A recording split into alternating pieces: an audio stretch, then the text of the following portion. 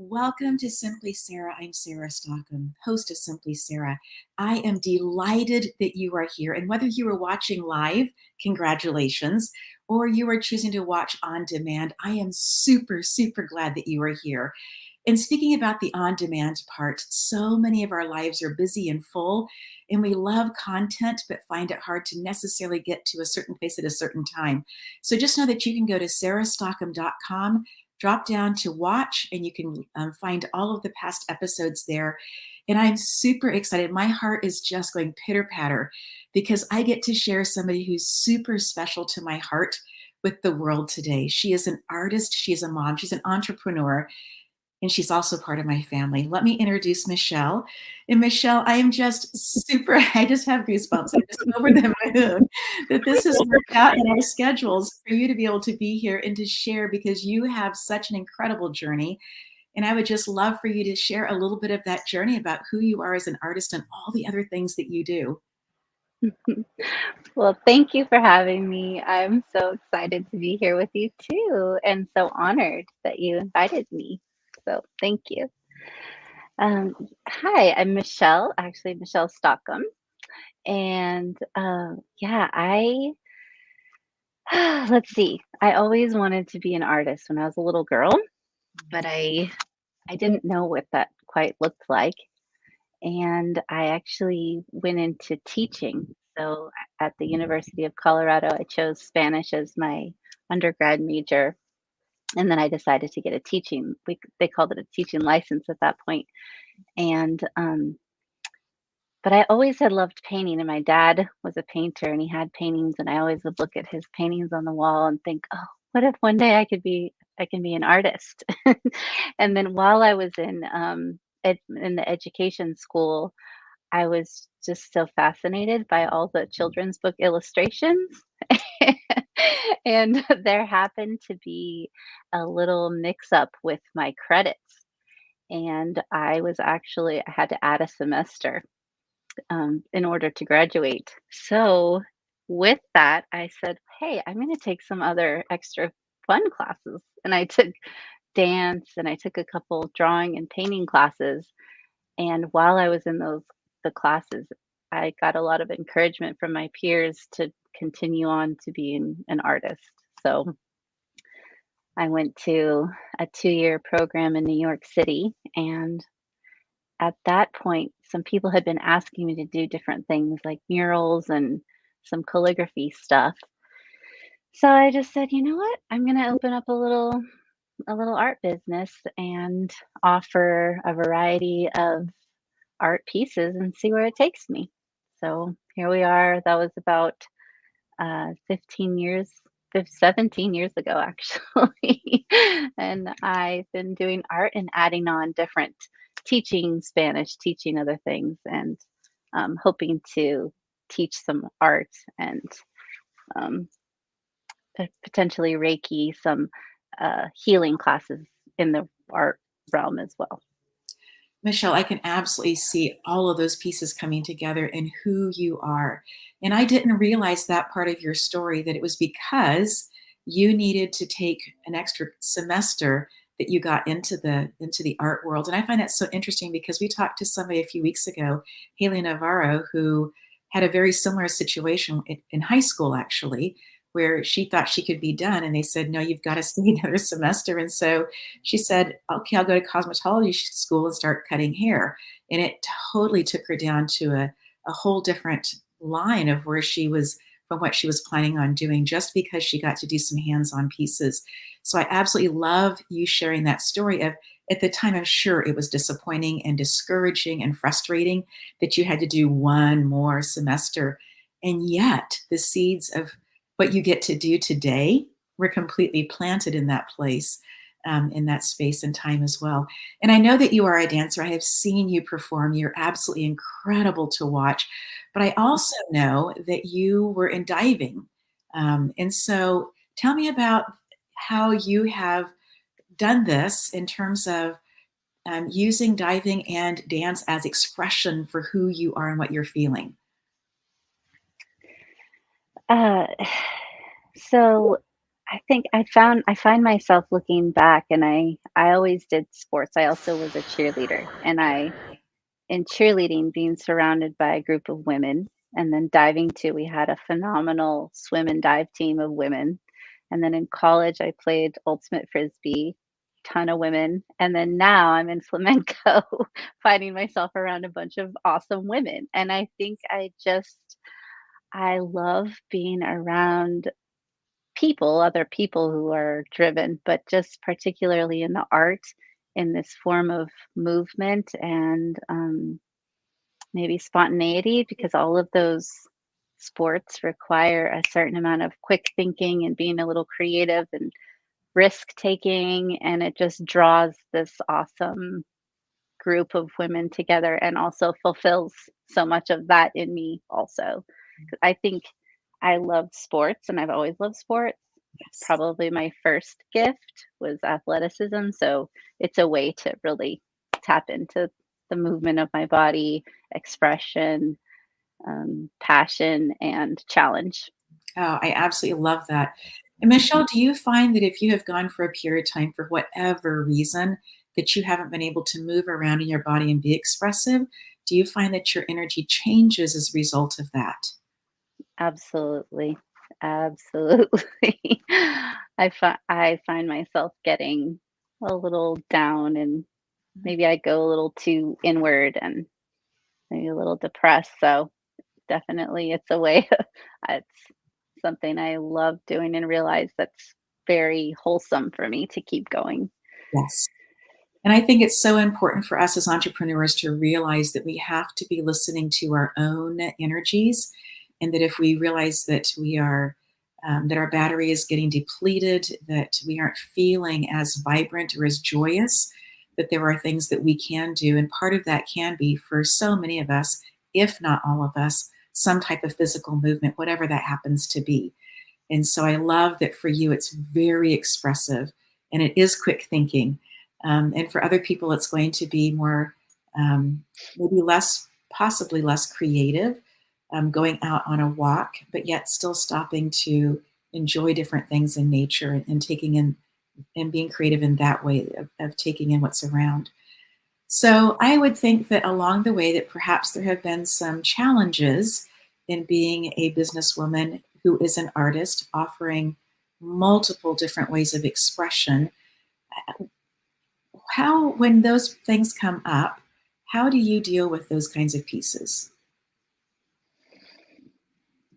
Well, I think the biggest challenge for me has been time management and Mhm. being a mom and having my kids and the house taken care of while I want to do these things. So, thankfully, a lot of family around, thankfully, involving my kids in the process. And that has really helped. And then, but I think there have been lots of moments where I've felt discouraged or just with myself, my own skill, self doubt, and what am I really doing? And I think just staying really focused on my vision and my why and choosing to hear voices of people in my life who are speaking life to me. You can do it, Michelle. You have a gift. Just so grateful for uh, the that community that I've had in my life who have encouraged me. Yes. Um, and lately, really practicing grace with myself, that Mm. allowing myself to have times of maybe lower times, but Mm. not. I think for a long time I was really critical of myself in those lower times, but thankfully, honestly, with a lot of your teaching, Sarah, just kind of allowing those moments and maybe having a little more self care during those times, or just choosing to be present. Mm. If one of the kids are sick, instead of resenting it, oh, I need to be painting, I need to be out there on social media doing this thing, instead, just kind of figuring out where I need to be present in that moment and I guess getting to gratitude. Mm. And gratitude is such a huge piece. And I really appreciate you talking about being a mom. And you have kiddos who are in high school, but you also have a young one as well, and then one in between. And so, with the age difference as well, that the needs of the kids are different. And so, I really appreciate you speaking to the on your calendar. It shows that you're supposed to be painting, working on a mural, doing something, and then yet having these other pieces where you are very aware that you are carrying more than one tool. You're doing more than one thing. And so, in that space of calendaring, I just really encourage people, whether you are an entrepreneur or a teacher or a mom, whatever your schedule looks like, to be putting in some time for yourself. I think that's something that's super important. I know that when we do our family calendar for the year, that we put in vacation time. And part of that's so that everybody knows when it is, and hopefully everybody can be together for that. But it's super important that's on the calendar for me because I know that no longer am I sneaking in projects in the bottom of my suitcase, that I really need that downtime and I need the time just to be with other people and have those conversations. So I really appreciate you speaking to that particular point. In the world of art, are there let me ask the question this way. I know that you had flown to Denver to work on a large mural that I believe had butterflies in it, maybe. And it was one of the opportunities for your girls to get to come and actually help you and be there with you. I think it's super incredible when the next generation gets to see what we are doing actually live. But also, it gives them an opportunity to start wondering what it looks like potentially for them if they want to be entrepreneurs or artists or teachers, or if they would rather go a different route. Would you be willing to share part of that story about you guys being out there and working together? Sure. Yeah. So this was last fall. There was a celebration for a young girl who um, she had been abducted, actually, and it was her 10-year anniversary. This is in northern, uh, north of Denver, Colorado, and it it was not definitely planned that my 16-year-old, that Pamela would help me, but she did offer, and whether that was going to be with Louise, with the baby, or with me. Um, so it was just really beautiful the way it worked out because I planned the art ahead of time, and they had wanted, I wanted to do 10 butterflies for her 10 years of life, but they ended up choosing three. So I had done kind of like a, a birth, a life, and a death resurrection. butterfly for her. And yeah, it was just really special because Julia was 10 at the time, and it actually, the death had happened on the year she was born, on the birthday of Pamela, who is October 5th. And then Pamela was my helper. So yeah, it was just really special to get to be a part of that, and a memorial for this girl. And so yeah, Pamela just was, as we were painting, she was just expressing so much art, but also love for this Jessica Ridgway who had passed. And so we were, not only were we expressing ourselves creatively, but and artistically, but it became a very deeply spiritual project as well. And we felt very connected to this girl and through the arts and through the process. So And I so appreciate that your art, that you are able as a mom to do art for hard things, even though they are celebrations. And then you're also able to do it for like little gnome houses and little pieces around Denver as well. I love the breadth of what you were able to do. We're going to get a quick commercial break, and when we continue, we'll be having more conversation with Michele Stockham. I'm Gary. And I'm Gina. And we're the hosts on Fire and Life Talk. So join us every Thursday, 11 a.m. Central Standard Time. Positive vibrations right here on E360 TV. Are you someone who is struggling to move forward because you suffered a loss? Maybe you're even finding it difficult to complete the most basic tasks. Are you looking for a way to start enjoying life again without feeling guilty or the resistance to do so? Spiritual life coach Sarah Stockham saw a need for people who haven't learned how to grieve without putting their entire lives on pause. And so she created a program that solves this issue called Choosing Life Right Now. This program is simple and you can do it on your own. If you are ready to learn how to feel your grief while still being able to smile, to honor the sacredness of what took place as a loss, and yet still continue to live with joy, and if you'd like to take care of your whole being with grace and love, then I'd like to invite you to experience her new program called Choosing Life Right Now. Sarah is currently offering her program for the promotional price of $77, but it won't stay at this price for long. To learn more, check out her website. The address is on the screen.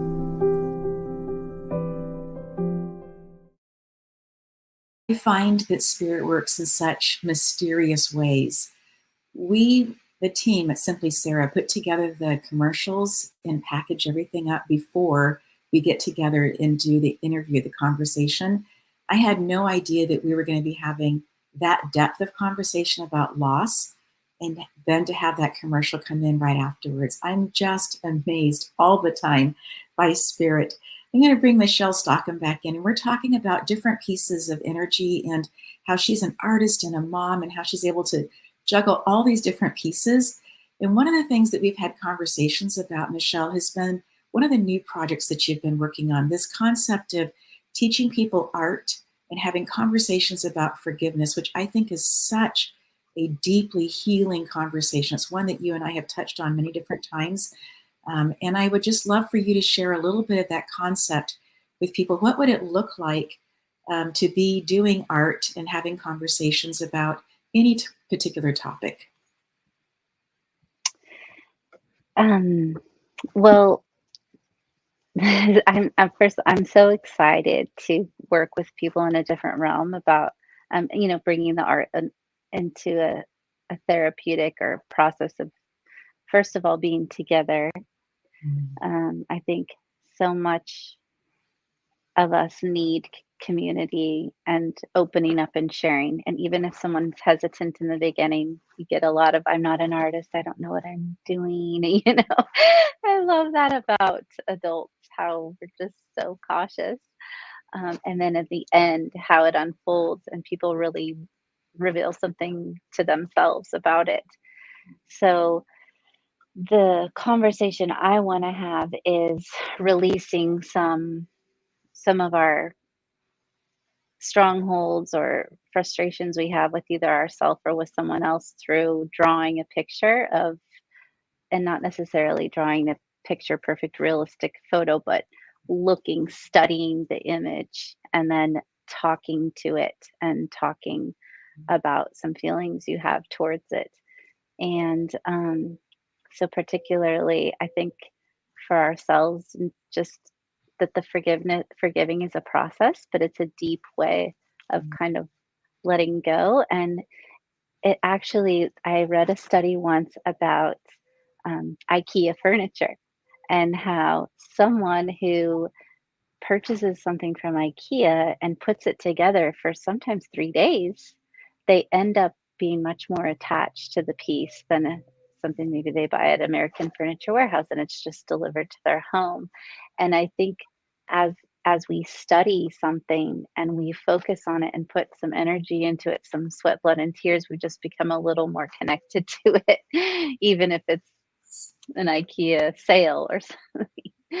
So um, so yeah, that's how I kind of came up with it. Also, I was commissioned to paint a couple of cats for this woman, and I'm not a cat lover. I'm very allergic to cats. And so, but as I was painting these cats for her, I literally fell in love with the cats, like just drawing their eyes and their whiskers and their hair. And I thought, I never thought I was going to love a cat. So I think as you focus on something and you bring attention to it, and you just start to evoke some really beautiful and deeper feelings for it. So that's where I'm going with it. We'll see where all. I love that you are offering multiple conversations, not just forgiveness. But Yes. And I had always thought when we've had these conversations about somebody who has slighted us or done us wrong or has been very intentional about hurting us, I had not until this moment in this conversation thought about taking a picture of myself, younger version of myself, right? mm, And doing the artwork on that, and maybe placing a different background behind. Maybe, I don't know, choosing some different things, maybe choosing color instead of the picture that's in black and white. I had never thought of that until this moment. And I just so appreciate what you're saying about an IKEA piece of furniture, that if we take and spend time and work on something, that there is a part of us that is in that. And I think that that's one of the reasons that my favorite gifts that I receive are these, over the years, have been these little IOU cards, right? The, Mom, I owe you one neck massage, those kinds of things, right? I owe you, we have this family recipe for this particular cake that I absolutely love, but it needs to sit for weeks in order for it to really taste good. And so wow. I owe you for one of those is like, oh, that's just the top of the mountain, right? And so I so appreciate you talking about how these pieces that are things that we spend time with, rather than, just picking up something and gifting it and saying, here it is. I really appreciate that. We're going to take another commercial break. We will be right back. We've been on a SIA and been telling everyone about it since about 5 months ago. Right away, my body experienced a mini detox. I experienced full, deep nights of sleep till this day. Hair growth even you might have before, as well as physical stamina. I can testify to that. I use my brain a lot, and I've noticed an increase in mental clarity and mental stamina. That's so true. And our skin feels the healthiest it's ever been, guys. And to be honest with you, we do feel younger, and we're getting so many compliments. So I'm happy to chat with anyone who wants to learn more about ASEA. Feel free to book a 30-minute call with me. See you soon.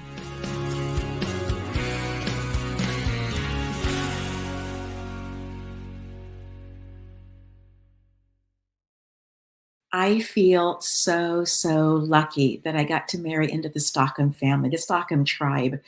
Part of the connection between Michele and myself is that my husband and her dad are brothers. But then when we went through this whole long experience of infertility, and we said thank you to the doctors, but no thank you, and just decided that we would do our lives and at some point retire early, we surprisingly got pregnant And I share this because our daughter and Michelle share exactly the same birthday.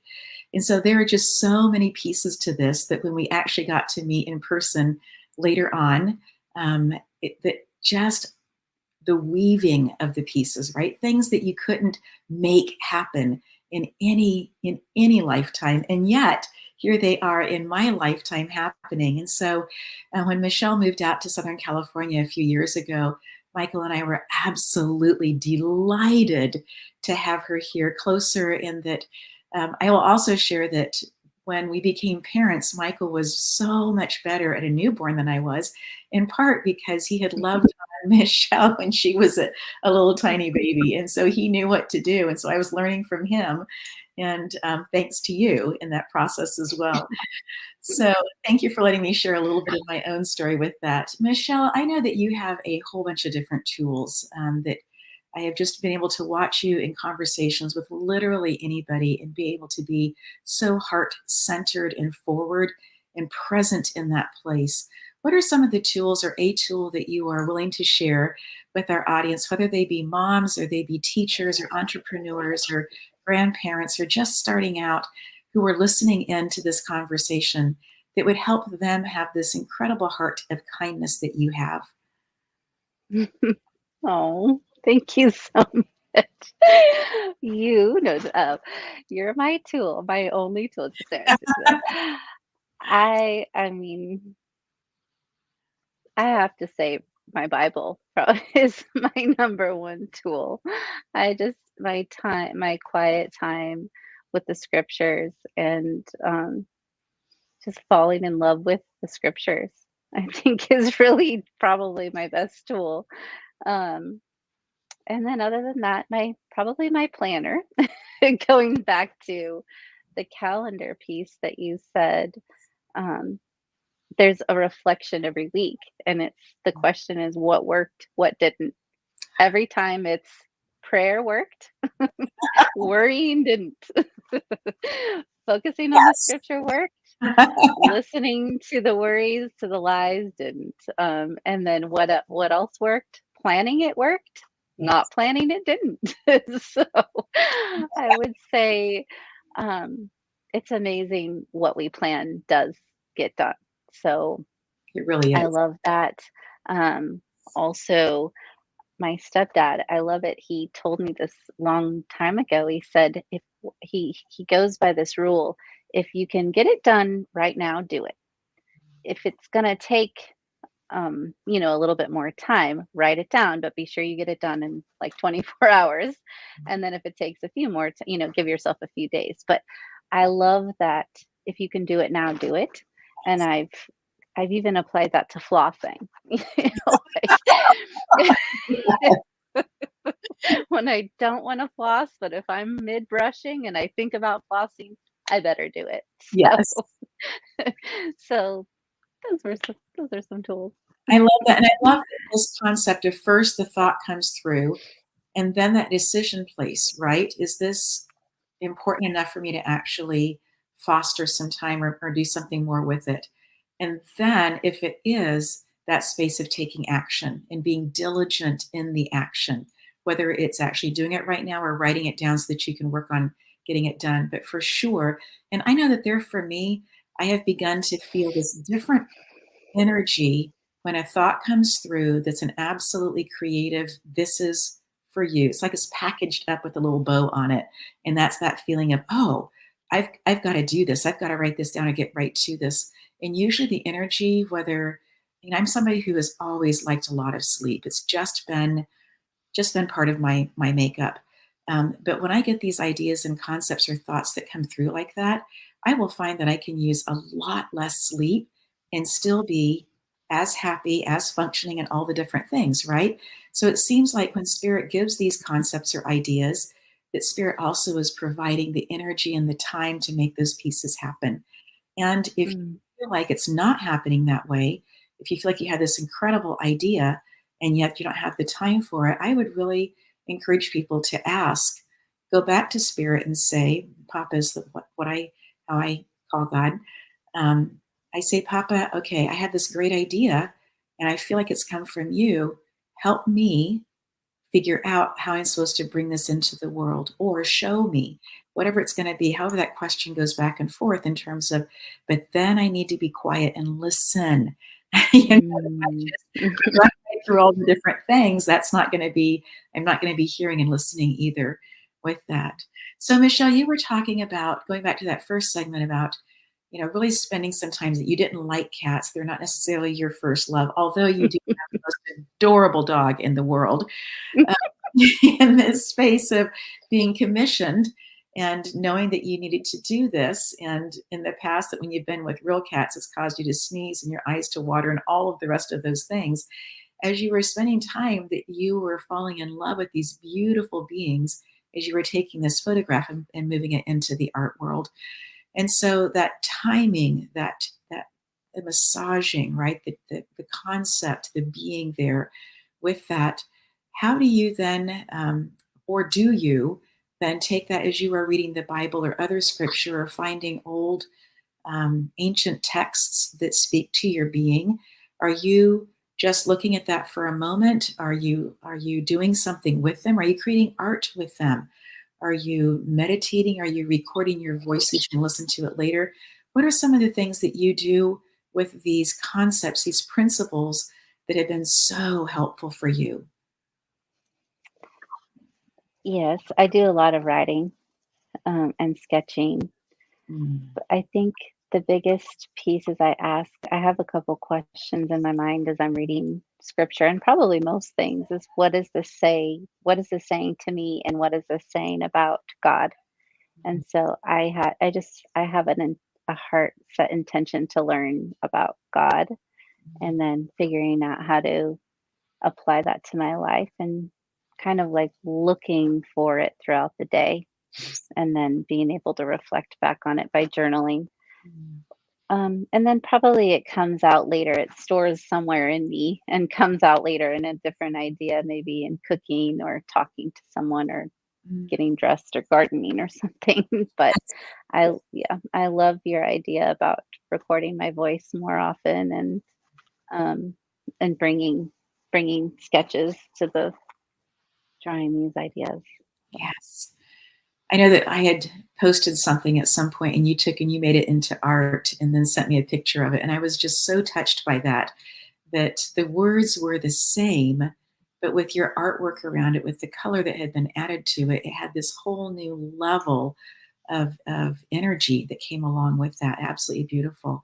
You talk about gardening and cooking, and I know that you are an amazing cook and that you do, even where you're living now, have a garden. And so, why is gardening or why is food preparation an artistic piece, but an important piece for you? well, for one, feeding myself and the kids and hoping they'll eat and get nutrition. But I think, oh my goodness, I don't know if you've seen Como Agua para Chocolate, like water for chocolate. And uh, it's a beautiful literature piece. It's fiction for sure. But I think a part she puts emotion into the food. And like one scene, she cries and it falls into the cake batter. And then as everyone's eating, they all start weeping after their long lost love. I just love the movie. But so I think that I have those abilities in my cooking to just put a lot of I pray the whole time I'm cooking. I'm praying and praying for health and praying for joy and praying for nutrition. And I think I just do that with everything that I do. Yes, yes. And it's just so evident as you pull pieces together that I would never think of putting together in terms of um, just in life. Yes, with food, not necessarily with food, but just in life. And then just allowing the flow to happen, for the conversations to be there as a result of those different pieces. I know that sitting outside, I was just so impressed with the different colors that you'd put together. And I was like, I don't know that I'd put those colors together, but you do. It's so expressive and beautiful. And I'm like, yeah, nailed it. That's gorgeous. So it's fun. So we've talked a little bit about that concept of spending time and looking at things, and yes, putting quiet time on our calendars, or time away, or time with family, or vacation, whatever that's going to look like. And then you've talked about having this planner where the planner is asking you what worked and what didn't work. And I'm presuming that the concept inside of that is to keep doing, or to reinforce, to find maybe more application for the things that are working.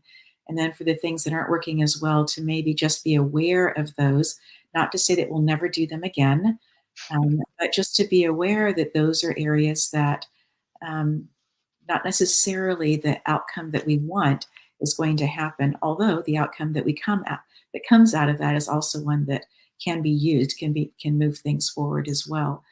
So as you're thinking about this next year, I know it's a huge, broad concept. I mean, when you have little kids, next week is a long time from now, right? But as you were thinking about over this next year, what are some pieces, as you think conceptually as an artist, that you would like to be able to put on your calendar? Are you looking to be working on some larger projects, to be doing some more murals? Are you looking for smaller kinds of things? Are you looking to increase the classes that you are teaching, potentially this one on forgiveness or another topic? What are some things that you are looking forward to? Yes, yes, yes, and yes. No. The murals, the big ones, I love. They're more of a challenge with the tiny ones because I put a lot of long hours into those. Yes. Typically, I'm renting a lift or scaffolding or something, so I try to do like 10-hour days. So those maybe won't be happening right now. Um, but a smaller mural, if it's on the ground and I don't have to get on a ladder or something, I'm all for it. I do some live paintings. So for a wedding, for example, and people want the cocktail hour painted, and I go ahead of time and paint in the background. I really love doing those, hoping to have some of those this year. Um, and also, I have been thinking about my own. I want to open a gallery. And that's really a Yes. dream I have. I don't know if Yes. that will happen this next year, but it's just building up work. Um, I also I want to write a book, maybe some kind of sketchbook, reflection type thing. And so that would have some art in it as well as these classes. I'm excited and kind of exploring all the ways it's going to look online or in person. For now, I think that's if a calligraphy job comes in, I'll try to do it. But Absolutely. um, yeah, and then continuing dance, continuing Reiki. I would love to get that started as well, my business. So just have a lot of goals, a lot of things that I want to do. And I love that you don't pin yourself into, I can only do. I love that you were saying, if this happens, I would love to see how that works in my world. You have this beautiful way of being open to allow things to come in. And yet, Michelle, I know you to be exceedingly discerning when things come in, for you to decide if it's the right timing for those things or not. And I have such deep appreciation and honor you for that, because you get tons of different offers to do different things, and you are careful to choose what is the right next best step forward. And I find that to be just beautiful. So thank you for that. Thank you. Absolutely. Well, this is a really good place for us to take a quick commercial. We will be right back.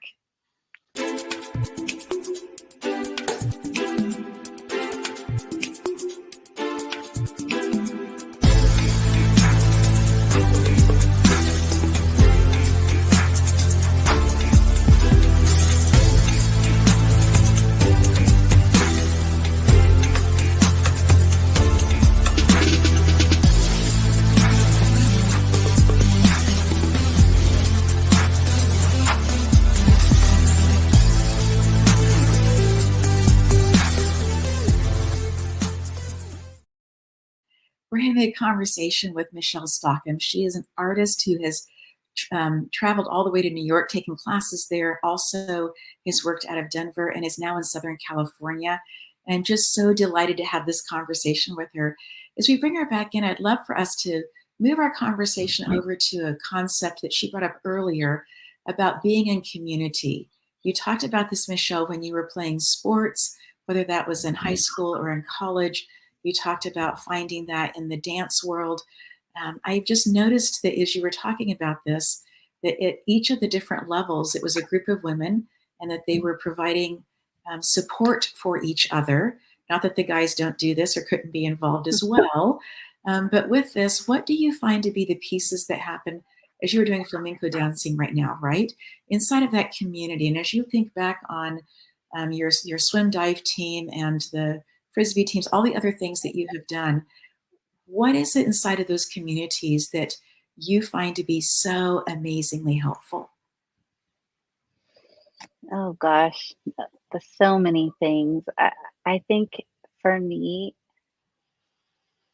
like I said, I'm always learning. I'm a learner. Like I want to know what other people are doing. So I feel like when I get around these women, I become even more of a sponge. I'm so nerdy. Like I just want to hear everything from what did you make for dinner to how did you choose your socks you put on this morning? I don't know why. I just love people so much. And so maybe it feels a little safe too. It's like a safe place to because I know these women are being vulnerable just like I am.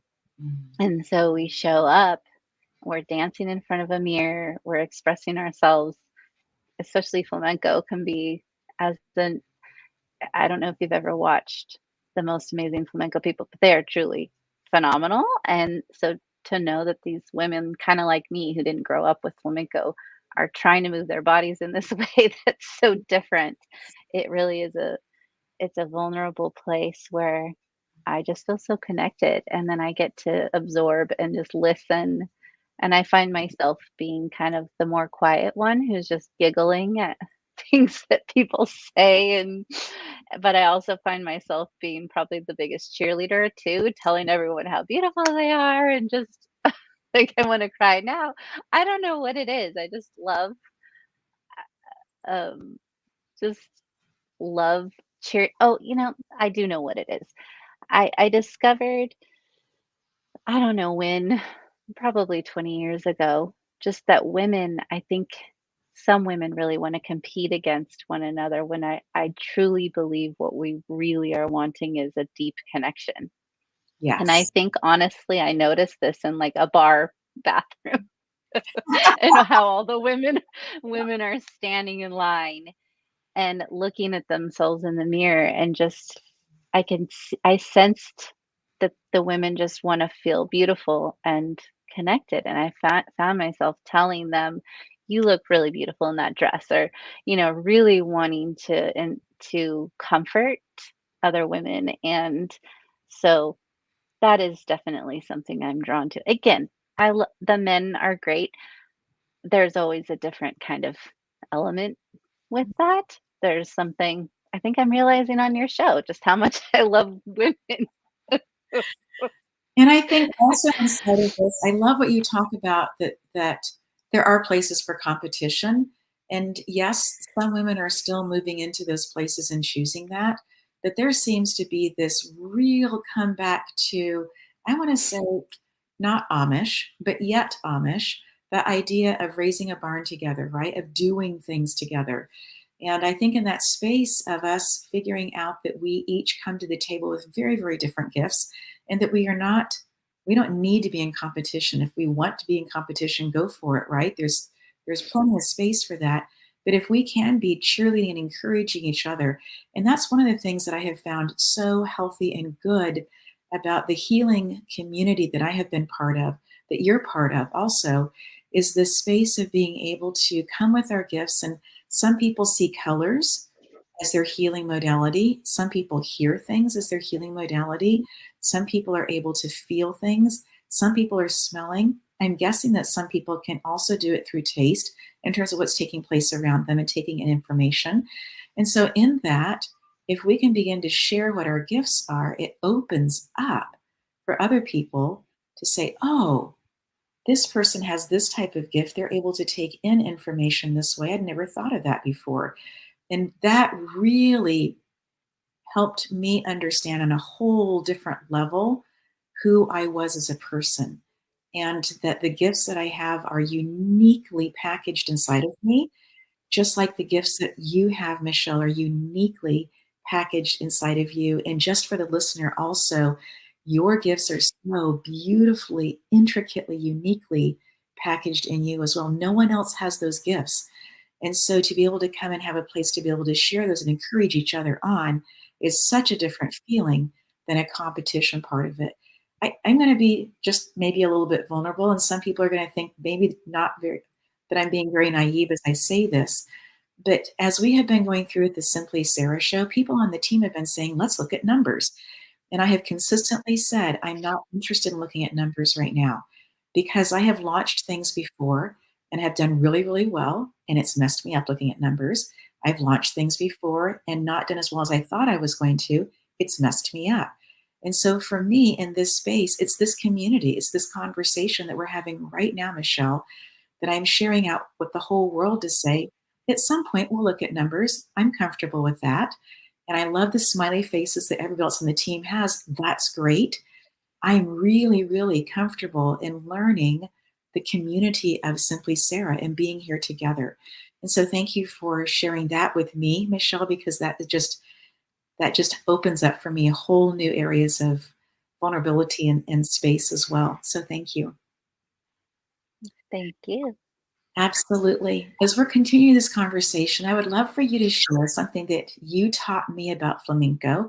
I didn't understand why they were always moving up this direction. And as you began to talk about the history of things, because you call yourself a nerd, I call you a history buff. So, choose your language on that. But when you began to share the history of dance with me, it changed everything for me about how I saw it. So would you share that, please, Michelle? Sure. So, uh, flamenco, from what I know of, is birthed from the gitanos, which is the Spanish word for gypsy.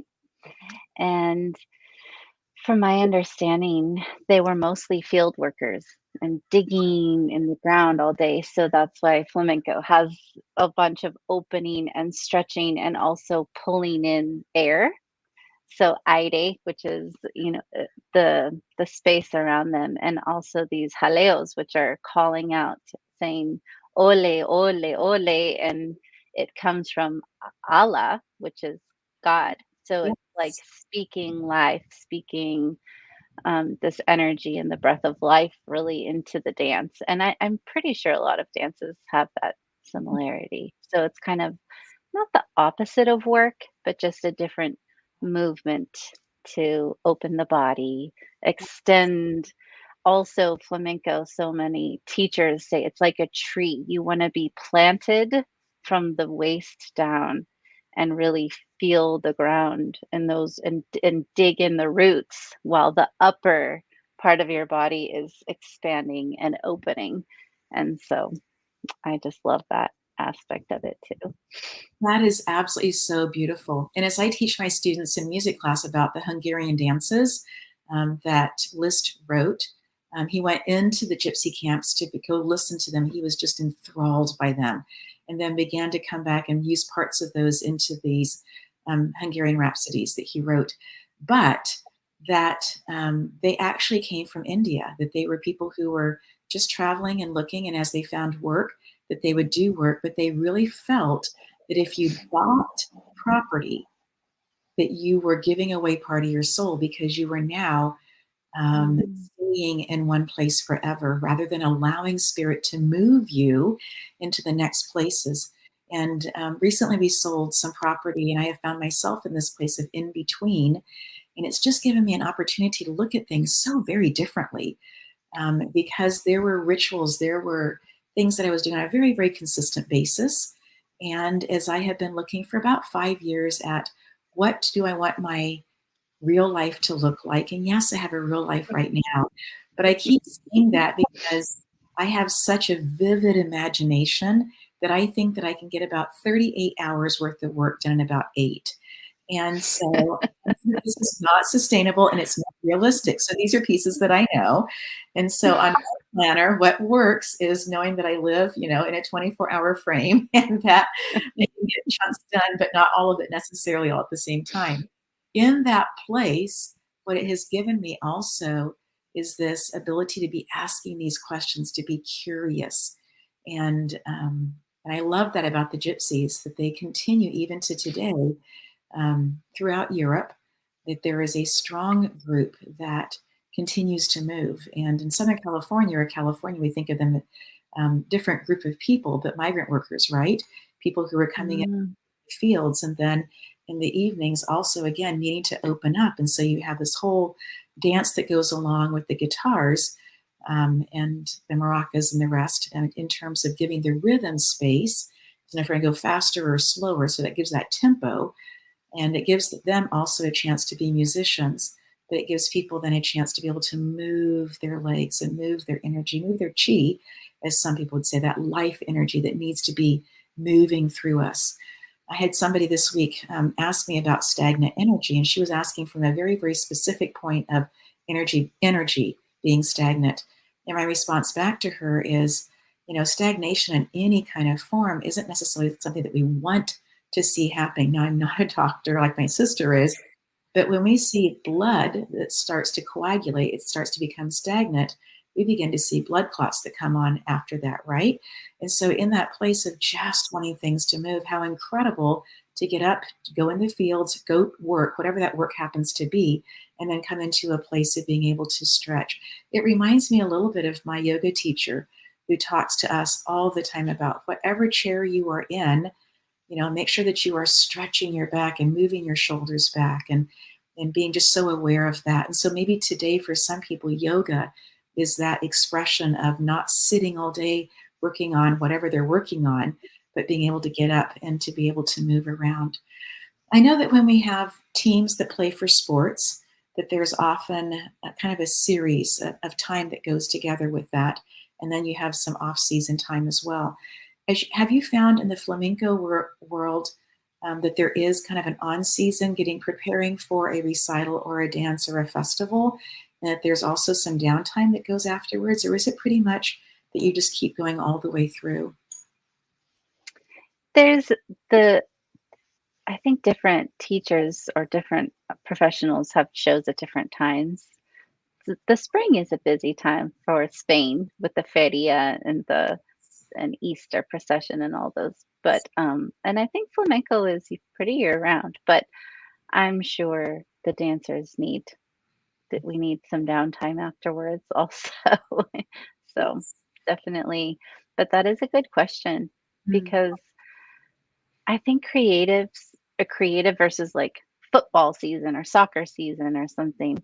Creatives probably have downs mm, just a little more regular. mm. And I remember talking to this woman, she's out of Northern California, a very successful mural artist. And she told me that she knew she had to schedule some downtime. Yes. And so talking about scheduling and calendaring, but I think as an entrepreneur, that's just such a good point you bring up, especially after a big project. And we don't necessarily have a 40-hour work week Right. like a lot of society does Monday through Friday. You might have a 80-hour couple weeks or 3 weeks Right. and then, a couple weeks off. And at least I definitely found that rhythm with my murals. After a huge mural, I would need almost like a 2-week recovery. And Yes. it doesn't, and I think, like I said before, I think I was hard on myself, like, oh, you're being lazy, you're not working that 9 to 5. But so it's just a different rhythm. It is. Yes. Maybe more like a gardening season, a planting, growing, harvest, Yes. rest. Yes, the need for rest. I know that living here in Southern California, we have the Rose Bowl parade that happens in January. And a number of years ago, I was invited to come along and help and do some pieces, and it was really enlightening. But one of the pieces that I found to be so incredible were the people who had been there. They start about March or so, at least this particular float did, in terms of starting with the real basics and building on it and kind of going slowly. But the person who was in charge As soon as the parade began and the float was off and all was well and everything was going on, left for LAX to fly to Fiji, because as soon as it was done, they took a full month off, not talking to anybody else about anything else that had to do with parades and building and that kind of thing. It was their downtime. And I thought, well, that's kind of extravagant. But now that I'm in the business world, I'm like, that's so necessary. So no, it's not extravagant at all. Whoever's thinking that needs a perspective change. And when I got my perspective change, it changed everything for me with that. So, Michele, thank you so much for taking the time out of your incredibly busy schedule to share these tools with other entrepreneurs, to be here on Simply Sarah. And I'm just looking forward to further conversations in the future, friend. Thank you so much. Thank you all and love you. Thank you. And with that, we are going to go ahead and say goodbye and have a fabulous rest of your week.